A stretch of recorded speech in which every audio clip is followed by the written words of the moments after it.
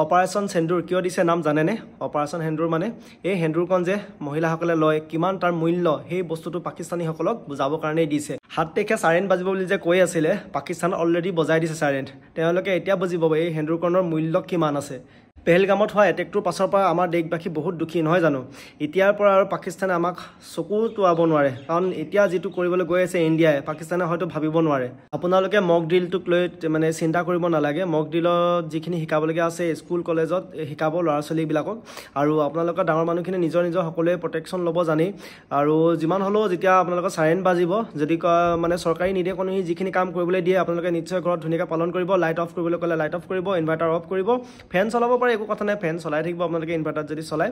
বাকী light site of কৰিবলৈ ক'লে কৰিব, নিজৰ প্ৰটেকশ্যন ঘৰৰ ভিতৰত ল'ব।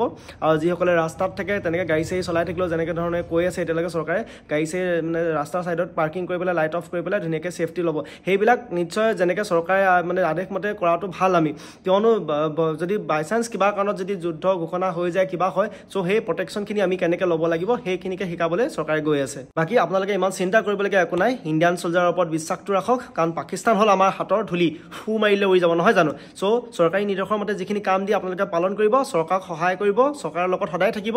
বাকী একো চিন্তা কৰিবলগীয়া কথা নাই। ভাৰত মাতা কি জয়, জয় অসম। ভিডিঅ'টো যিমান পাৰে শ্বেয়াৰ কৰি দিব সকলোকে।